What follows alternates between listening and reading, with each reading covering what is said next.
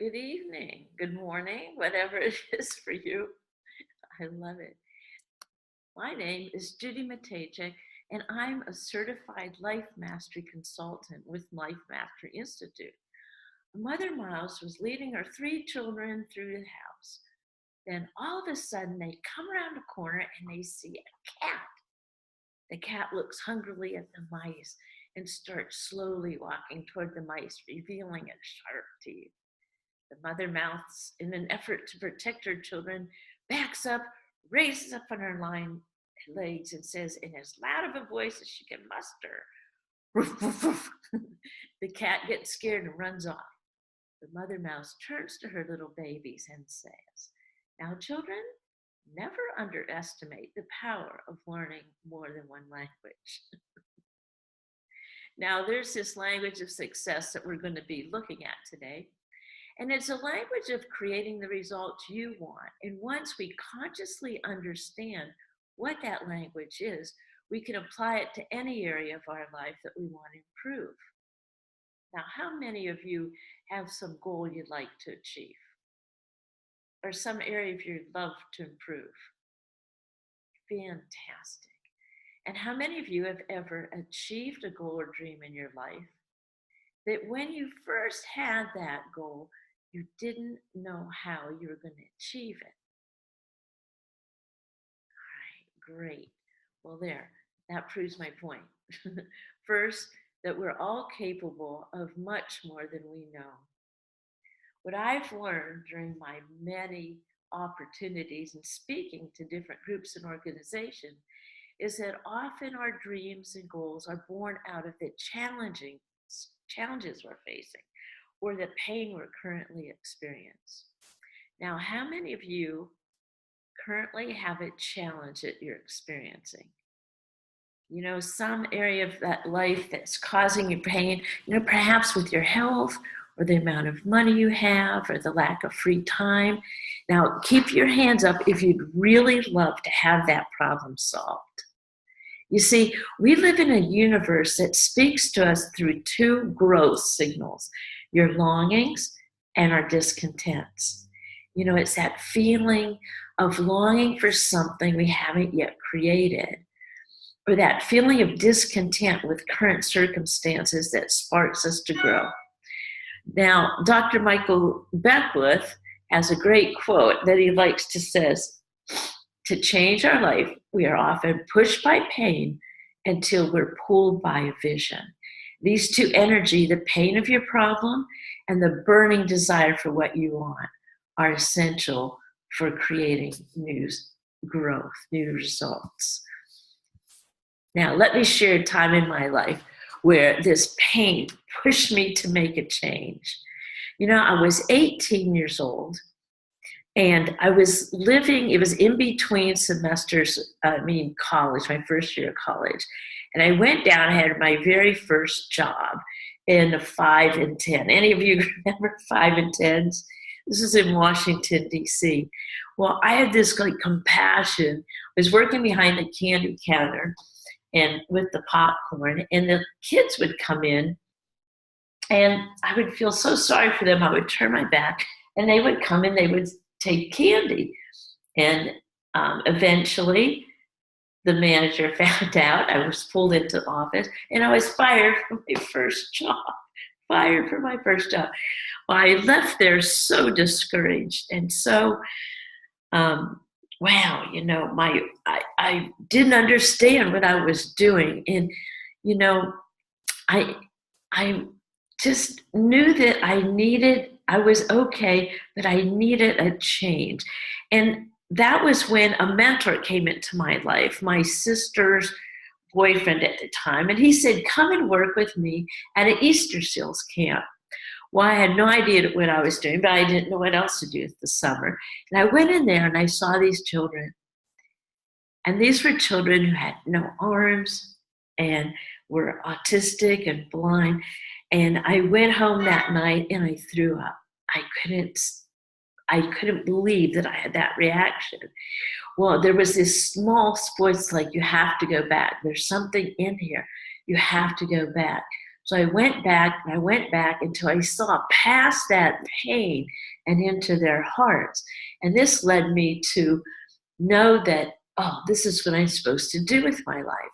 Well, fast forward many, many years, I got my degree in special ed, and I'm now retired from special ed, and I have a mentor. I've needed a mentor every single step of the way, because whenever I would be in my pain, I knew I had to change. And, and that I was going to go after what I really wanted. And let me tell you, as soon as I thought that thought, there was this fear that rose up and gripped my stomach. I had no idea how it was going to work out. I was uncertain. I felt scared. What if I failed?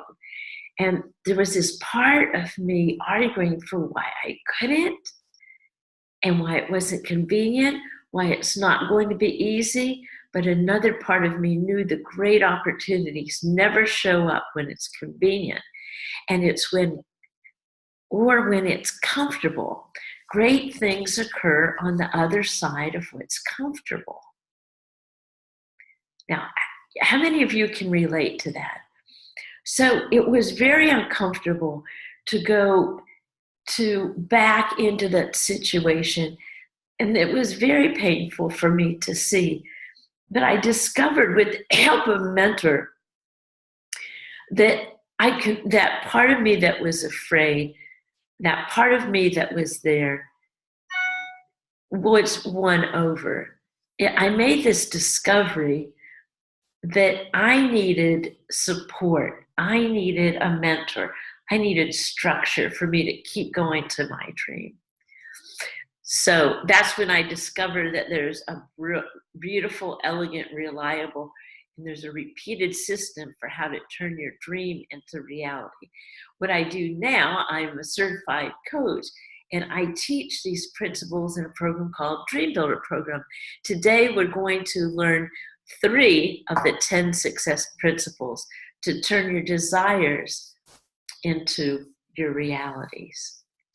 So now I am proven, I've personally applied this system to my life, and I'm now living my dream as this transformational life coach. I invest my time and energy in a career that I love, and I have deep, rich, meaningful relationships that I cherish with all my heart. My health is better than ever.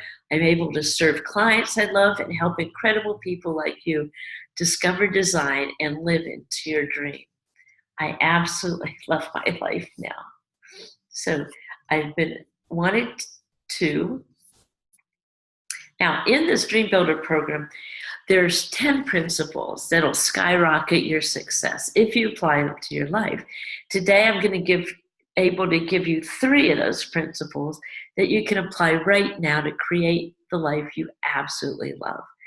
So, if you're in for the possibility of creating something even more amazing in your life, touch your heart and say, I'm in. I'm in. And I promise you that I'm going to give you everything I can in this 45 minutes. And at the end of this presentation, many of you will want to take this information further and integrate it into your life. So for those of you, I have a gift at the end. So, you ready? Okay. Let's play a quick game. All right. First of all, look around the room right where you are and see if you can see all the things that are red. Okay, give you 10 seconds. Check out everything that is red. Count them. All right. Good. Okay. Now, open your eyes. Close your eyes. Okay. Now, count the things. How many blue things did you see? Okay. I bet most of you saw more red than blue. That's okay. The thing is, where you're aware of and what you're looking for expands. So we're going to learn to expand your awareness for success in the areas of your life that matter to you.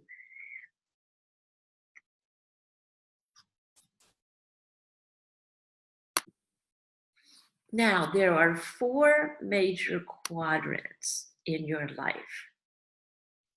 Okay? Health and well-being, love and relationships, your vocation or your gifts, and time and money freedom. And every one of us has results in each of these areas of your life. Now, the results you're getting in your life in those areas are a perfect reflection of your awareness in those areas. So let's expand your awareness by studying the pattern that creates your results, or what I like to call the results formula. And it begins like this. Your thoughts cause your feelings. Your thoughts cause your feelings. And you know this. So when you think joyful thoughts, you feel happy. And when you think scary thoughts, your heart beats faster. When you think about all the things left to do and how there's no time to do them, you feel stressed and overwhelmed. And when you think about what you've accomplished and what you're capable of, you feel more content. Your thoughts affect your physiology. Now, your feelings cause your actions. By law, your feelings must be expressed into your actions. Try this out. Now, put on the physical posture and facial expression of someone who's depressed. Interesting, we all know how to do that. Your shoulders down, your head bent. Your face expression is frowning. Now, shake it off. Now, put on the body of somebody, position of someone who's confident, happy, and just had a major success. Interesting, your shoulders back, your arms up. Our feelings are expressed into your actions. We often call this your power pose. If you take this, give a power pose. Okay? Our feelings are expressed into our actions. And when we feel confident, when we feel energized, we take different action than when we feel depressed, frustrated, or sad. Okay? The next part of the formula, your actions cause results. Your actions cause results. Your thoughts cause your feelings cause your actions, and your actions cause results. Now, this is the law of cause and effect, yet many people don't get this. Most people look at their results. They look at the circumstances, their conditions, and they call those their causes. Actually, they're too smart to call them their causes. They usually call them their because. I can't start a new career because I'm too old, or because I'd lose all my benefits. I can't take time off because I don't have the money, or because I don't have the vacation time and my boss won't let me. I can't find the love of my life because I'm not young enough, thin enough, attractive enough. I can't because. Where the true cause of all our results is right here in your thoughts. Your results are caused by what you've been thinking. This is the first cause. So if you want to know what you've been thinking, look at your results, because your results never lie. So if we want to create new results in our lives, then we must begin by looking at our thinking, where our thinking comes from and how our minds, thinking comes from and how our minds create a thought. So I'm blessed, so blessed to speak to many different groups and organizations. And often after a presentation, someone will come back to the table and find me and say they lead another group or organization and they would want to know if they could hire me. And I say, sure. And I'm always happy to do. And what I always do when I go into these groups, I always do this exercise, okay? And I would love to take that and do that with you. Now I have them take a piece of paper, and it's a number exercise. On this paper are numbers from 1 to 50. All right? And what we do is I ask them to circle the numbers from 1 to 50, oops, as quickly as they can for 60 seconds. All right? So they circle and they do it 1 to 50, 60 seconds. Okay? Usually most of them might get 10 or 20. Then what I have them do is to turn the paper and fold it into 4 quadrants, just like this. And then open it up. Okay? And then I show them the number 1 is on this quadrant. Number 2, this quadrant. Number 3, number 4, number 5, number 6, number 7, number 8, number 9, number 10. Then I have them do the exercise again, and about 199% of them get further on. Why is that? Because I showed them a pattern and a strategy for results. Now, that's the results strategy and is what I'm going to show you today. So it's in our awareness level.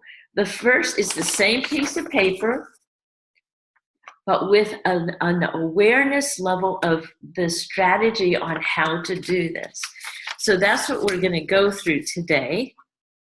And all this is about is what we're paying attention to. And when we seek, we shall find. So most of us are taught to focus on thoughts of what's reasonable, what's safe, why we can't, what's missing, what problems we face, why it won't work. And if we want to change our results, we must start by changing our focus. Now, Henry Ford said, obstacles are those frightful things you see when you take your eyes off your goals. Highly successful people begin with the end in mind. They know their outcome. And so they become clear on what it is they really want, because where your attention goes, energy flows. You begin to see resources and opportunity other people's miss. So this brings us to the first secret of dream building, designing your dream. So, what do you want? What would you love in your life? Write this down. Clarity is power. Without a clearly defined blueprint, you cannot build your dream. Just like you must have a clear blueprint if you want to build a house, the same is true with your dream. When you become clear on what it is you really want in life, you begin to see opportunities, circumstances, and resources that you otherwise would have missed. So let's design the blueprint for your dream. Let's make it crystal clear. So consider the 4 domains of your life: your health and well-being, your love and relationship, your vocation, and your time and money freedom. Now, for our purposes today, I invite you to choose one area that you would love to improve the most. And if you have trouble narrowing it down, you can apply this exercise to all the areas later on. For now, simply select one domain of your life you'd love to improve your results in. Now, I invite you to give yourself permission to imagine like you did when you were a kid, where nothing is impossible. No dream was too big. When you were a little kid, you had a rich imagination. You put on possible futures when you were 3 and 4. You imagined being a fireman or an astronaut or ballerina or doctor, anything that you wanted. So I challenge you to dream big. We're going to unlock your imagination with this simple question. What would you love? What would you love? So ask yourself, what would I love? Now, you receive different answers inside yourself when you ask, what would I love, compared to what do I think I can do? What does the economy say I can do? What's my current situation say I can do? What do other people think I should do? Now, Howard Thurman, Dr. Martin Luther King's mentor, said, don't ask yourself what the world needs. Ask yourself what makes you come alive. And then go do that. Because what the world needs is people who've come alive. So, just for a moment, take a deep breath. Lean into that question. What would I love in this area of my life? Now, I'm going to take you in a process called the time machine. Right now, imagine you're getting into a time machine and traveling 3 years into the future. And 3 years from now, everything you wanted completely worked out. Now, take your pen and sheet of paper and write, I am so happy and grateful now that. All right? Your pen and paper. I am so happy and grateful now that. And write that. And in a moment, I'm going to give you 2 minutes to write down what you would love in that area of your life, what you would love in the area of your health or your well-being or your time and money freedom or your vocation. Now, suspend any urge on how to figure the resolve out and how it's going to happen. Now, this is simply what you would love.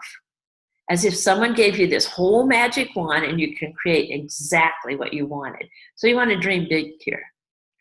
Now, I invite you to take a deep breath. Close your eyes if you want and imagine it's 3 years from today and everything worked out. All the challenges are solved. Consider what would you love for your life? What's happening in that area of your life you selected? If you could make wave a magic wand, what great things are occurring for you? If you knew you couldn't fail, what would you love to be doing? What experience are you having? Who are you with? See it, feel it. How does that feel?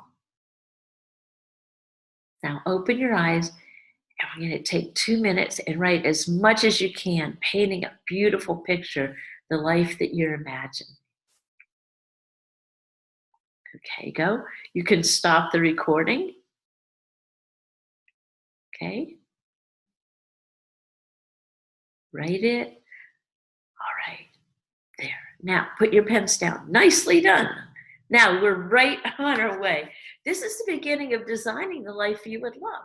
And I know you might not know how this dream is going to happen, and that's okay for now. So great dream builders are willing to suspend the need to know the how at the beginning of the process. Don't worry, we're going to get to that later on. Okay? Now that you have a clearly, just the start of a clearly defined dream, let's move into principle number 2.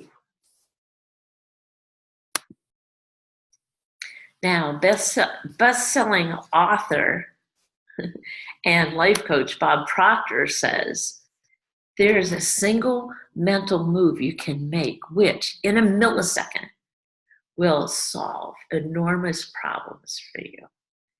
It has the potential to improve almost any personal or business situation you will ever encounter. And it could literally propel you down the path of incredible success. We have a name for this magical mental activity. It's called decision. So principle number 2 is deciding for your dream. Now, I have in workshops, I had people like, this is the vision that you wrote. I am so happy and grateful now that, okay? And you've written it out. And at the bottom, you're writing, oops, I have this upside down, sorry. I'm so happy and grateful now that, and at the bottom, write this or something better still. In other words, you're opening up your mind to the universe that says, this is my vision, this or something even better still. And this is written down. You'll have it written down on your paper. All right. So principle number 2, making that decision for your dream. Now, you must make a firm decision for what it is you want before you'll bring your dream into reality. Napoleon Hill, author of the book Think and Grow Rich, after studying 25,000 men and women, concluded that highly successful people form the habit of making decisions quickly and changing them seldom, if ever. While unsuccessful people made decisions slowly and changed them frequently. It's the decisions we're willing to make that shape our lives. Let me tell you a story. I love this story. There's an old story about a man who goes to the bank to cash a check. He goes to the teller and he asks, "Can you cash my check?" The teller looks at the check and says, "Yes, I can cash this check. Just sign your name at the back of it and I'll give you the money." The guy says, "Whoa, whoa, whoa, whoa, whoa, whoa. Wait a minute. I don't want to sign my name to the back of the check and hand it to you. You'll be holding my check with my name on it, and you might decide not to give me the money." The banker says, "Well, sir, you have to sign your name to the back of the check before I can give you the money. It's bank policy." The man says, "Well, I just feel uncomfortable with signing my name to the back of the check, and then you're holding it, and you might not give me the money." And the banker says, "No, I assure you, I'll give you the money if you sign your name on the back of the check." And he says, "Well, I just don't feel comfortable. Could you please give me just this one time, just give me the money, and I promise you I will sign my name to the back of the check." Finally, the young teller says, "I can't help you. You're going to have to leave." So the man goes to the next bank, and he goes through that same routine. Again, he's refused service. He goes to the third bank. He's having the same conversation with another young teller, explaining he's uncomfortable. He doesn't want to sign his name to the back of the check. And he's being told banking policy is that he has to sign the name to the check. Finally, the young teller just had it with this guy. He reaches under the counter, pulls out a rubber baseball bat, and bam, whams the guy in the back of the head and says, "Sign the darn check." So the man signs the check and hands it over and gets his money. Then with money in hand, the man goes back to the first bank and goes up to that first teller and says, "Look, down the street, I got my money." The teller says, "Yeah, but I bet down the street you had to sign your name on the back of the check, on the check first."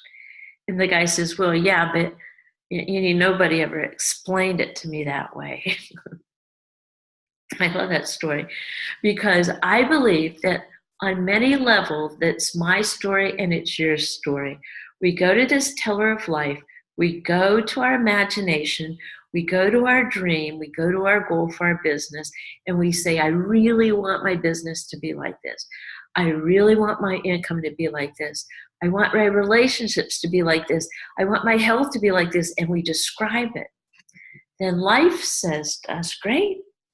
Well, then go ahead, sign your name to it first. You become the thing you say you want, and I'll cash that check for you."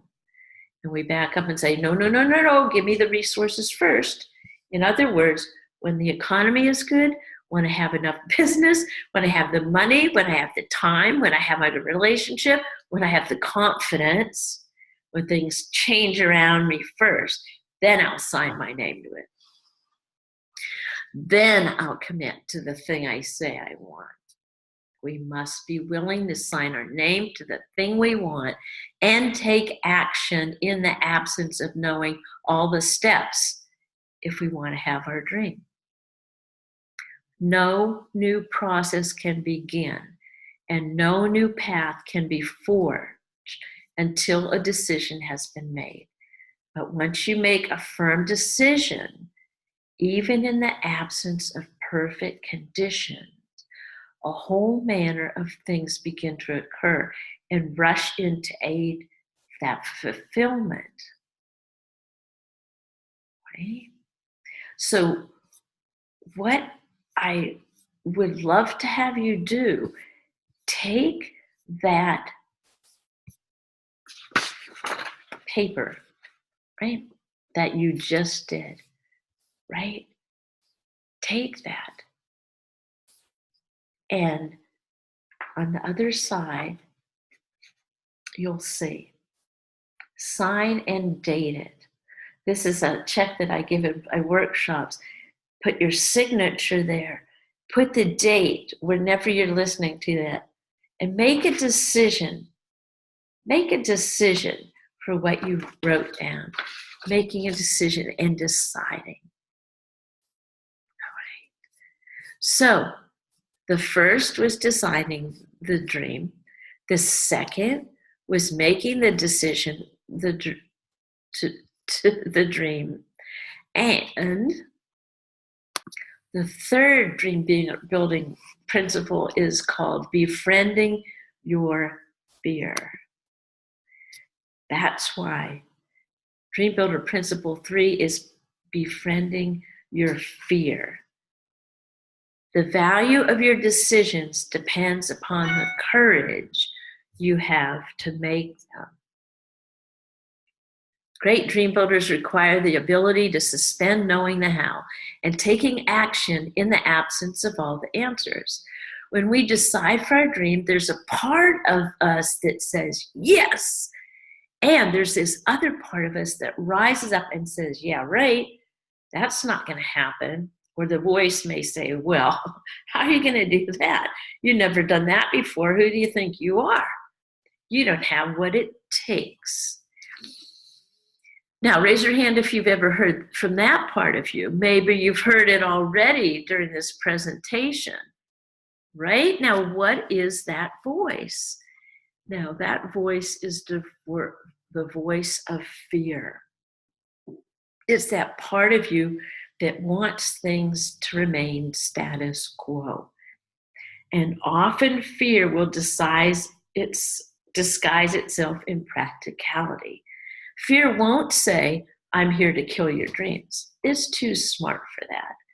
It'll say, I'm here to keep you safe. I'm here to make sure you never have to experience that level of pain again. I'm here to make sure your kids are taken care of. I'm here to make sure you don't get embarrassed. It's the voice that says, now is not a good time. Wait until later. It's the voice that says, you don't have the money for that. That's irresponsible. It's also the voice that says you don't have the experience or the credentials. Who are you to have this dream? And it's a part of you that asks, what if you fail? Okay, so what if you fail? How many of you have had a failure in life? We all have. When we were babies, we all started out as non-walker. And as a non-walker, you saw people around you walking on their hind legs. And you wanted that level of freedom for yourself. You wanted to be upright and to not be floor bound. And so you rose up, you locked your eyes on that toy or cookie that you want, and you gave it your best shot at taking steps. And what happened? You fell down. But what did you do next? You rose up, tried to take a step, and you fell down. When you were learning to walk, never once did you fall down and think to yourself, well, that's it. I guess I'm just not meant to be a walker. Nope. You rose up and you kept going. And with each try, you took a few more steps and a few steps until finally you became a walker. And something happens when we become adults. We stop giving ourselves permission to fall down. If we fall down in business, we say, I guess I'm not meant to be a business owner. Or if we fall down in love, we say, I guess love isn't in the cards for me. When it's falling down and rising up that are actually the keys to achieving your dreams. We must befriend our fear and give ourselves permission to fail enough to succeed. To fail enough to succeed. Great dream builders do this. They fail and then they try again. They fail and then they try again. Did you know Oprah was fired by television executives, told that she wasn't fit for TV, but she rose up and kept going? Steven Spielberg was rejected from USC Film School 3 times, but he rose up and kept going. Yes, J.K. Rowling was unemployed, divorced, raising a daughter, and her first novel, Harry Potter, was rejected by 12 publishing houses, but she rose up and kept going. Bruce Springsteen was fired from his first band and told by his manager that he couldn't sing. But he rose up and kept going. And then Henry Ford was a failure at 3 businesses before starting Ford Motor Company at age 53. And he was a success because he rose up and kept going. Fear and failure are prerequisites for achieving great dreams. So when that voice of doubt questions you and asks, what if you fail? Let your response be, bring it on. I might fail, but if I do, I'll rise up and keep going, and I will succeed. So how do we give power to that part of us that wants to move forward when we're hearing the voice that wants us to play small? There's a whole process to this that I take all my clients through in our Dream Builder program. Okay, there's this big process, or a 10-step process. And for our purposes today, I'm going to give you one thing that you can do. Remember where your energy goes. Remember where your attention goes, energy flows. So when you notice your thoughts are going towards limitation, interrupt that thought. Refocus your mind on your dream and take an action step. Now, this action is key because it tells your subconscious mind that you're serious about your new result. And over time, that old paradigm will actually begin to dissolve away.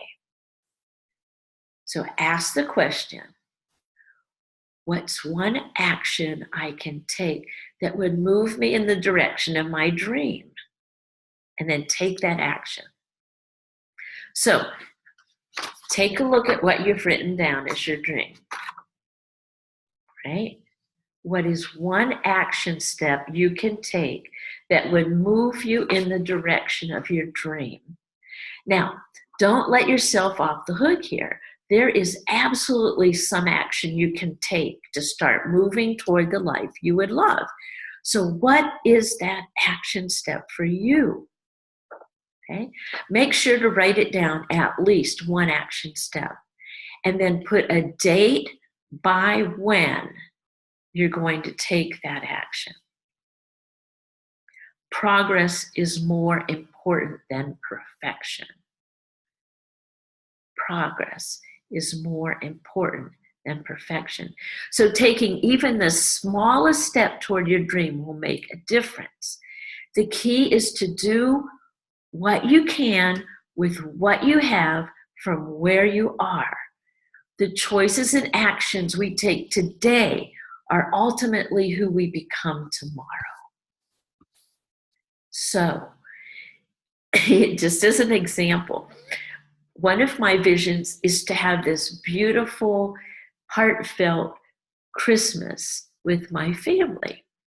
All right. So I've written out in detail what I would love, mostly how I would be in this experience. So if I look today, what is one action step I can take in the direction of that? I've written down, go get a Christmas tree. Okay? Get out the ornaments, get that out. Now my mind will say, you know, but what if that's not, but what if, and I ask myself, well, if I didn't believe it wasn't impossible, what would I do? I would go looking for trees. So that's on my action step to do today after I finish this video. So let me ask you this. Do you feel like you're connected with these ideas and you know that if you really implemented these, they would make a difference in your life? All right. It's like, okay, now you can put your hand down. So, okay, as promised, I have this gift for you, and then I'm going to close with a story. First, before we do that, let's recap what we've covered. You've learned that through that number exercise that there's an invisible pattern to success. And when you expand your awareness to that pattern, your results naturally increase. Then you learn principle number 1, designing your dream. You must have a blueprint of what you want in order to achieve it. And the clearer that blueprint, the more power you have. You learn principle number 2, the power of decision. You must decide for the thing you want in the absence of knowing how. And you learn principle number 3, befriending your fear, and how fear and failure are prerequisites for greatness.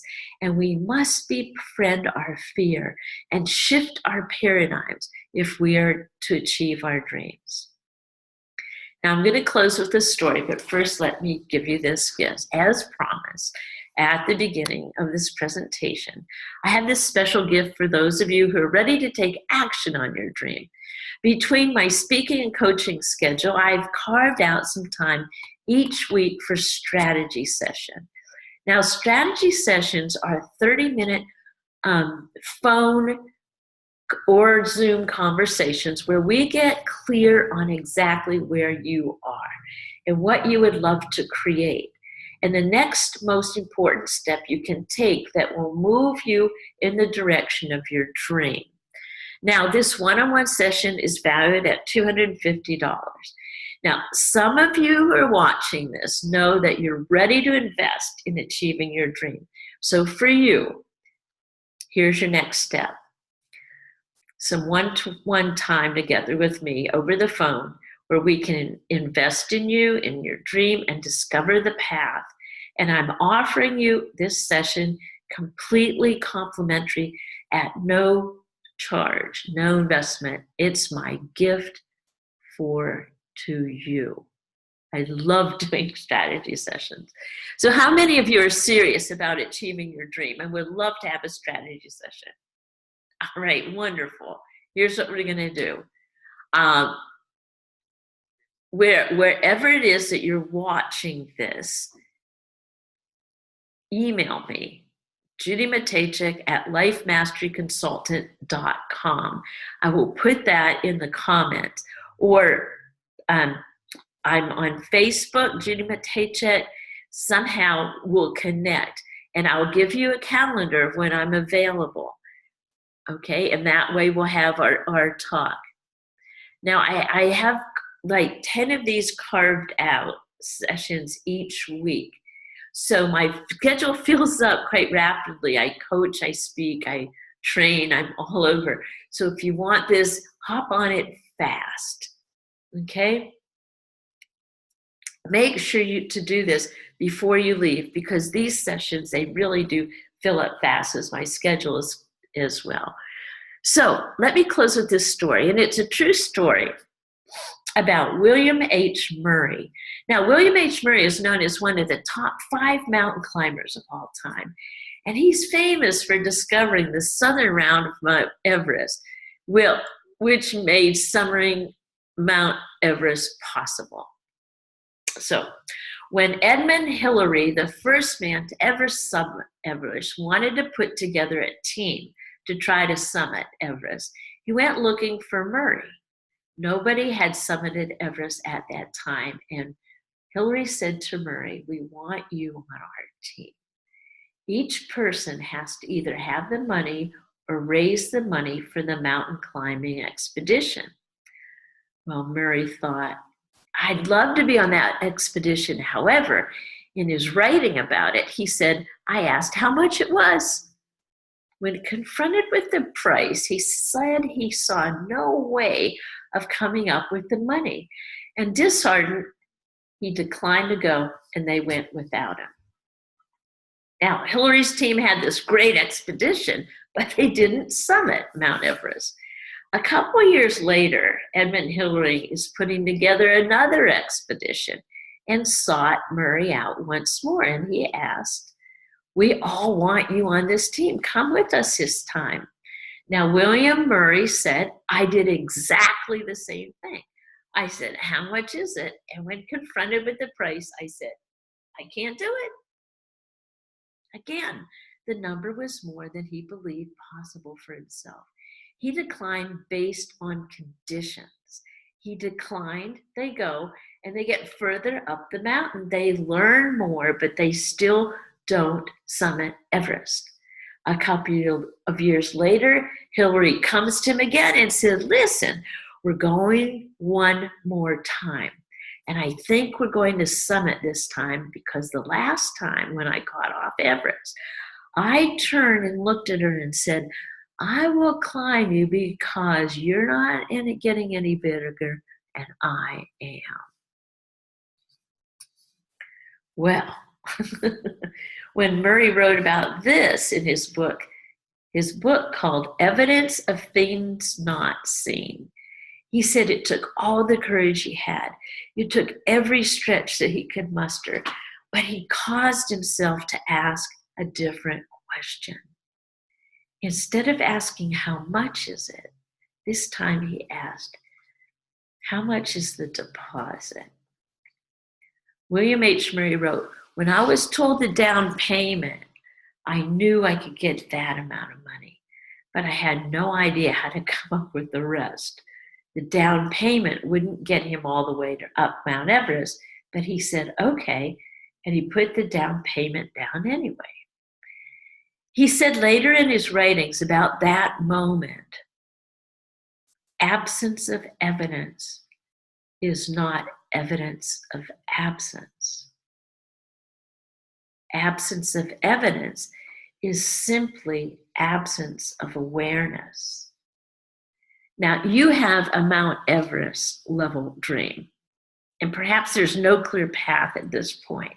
But that doesn't mean a path doesn't exist for you. It just means that you're not aware enough to be able to see the things you can do to generate the result you want.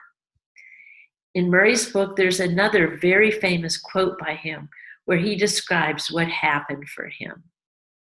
He says, "Until one is committed, there's hesitancy, the chance to draw back, always ineffectiveness. Concerning all acts of initiative and creation, there is one elementary truth, the ignorance of which kills countless ideas and splendid plans, namely, that the moment one definitely commits himself, then providence moves too. All sorts of things occur to help one that would never otherwise have occurred. A whole stream of events issues from the decision, raising in one's favor all manner of unforeseen incidents and meetings and material assistance which no one could have dreamt would have come their way. I've learned a deep respect for what of Goethe's couplets. Whatever you can do or dream you can, begin it. Boldness has genius, power, and magic in it. You have a splendid dream. You wrote it down. You can feel it. You made a decision for it. And to achieve your dream, you must decide for it over and over and over again. You must decide it over opposing circumstances. You must decide it when it's inconvenient. You must decide it for when it's uncomfortable and you just don't feel like it. Because there's one elementary truth. You must commit to your dream and befriend the fear. Because when you do, a whole stream of events issue from that decision, raising in one's favor all manner of unforeseen incidents and meetings and material assistance which you could not have dreamt would have come your way. So, for those of you who are willing to commit to your dream, or for those of you who would love support in achieving your dream, if you'd love a coach to help you summit your Mount Everest, fill out this, call me, get a hold of me, and we'll have that session. Remember, as you turn off this video and you go into your life, know that what is inside you is far greater than any challenge you're facing. You have incredible power within you. This is your moment. Today is your day to take bold action, because whatever you can do or dream you can do, begin it. Boldness has genius, power, and magic in it. It's been a privilege and an honor to spend this time with you today. Thank you. Judy Matejczyk, Life Mastery Consultant. I'll see you, talk to you, and knowing that I'm holding for you. Dream big, dream bold, accomplish brilliantly.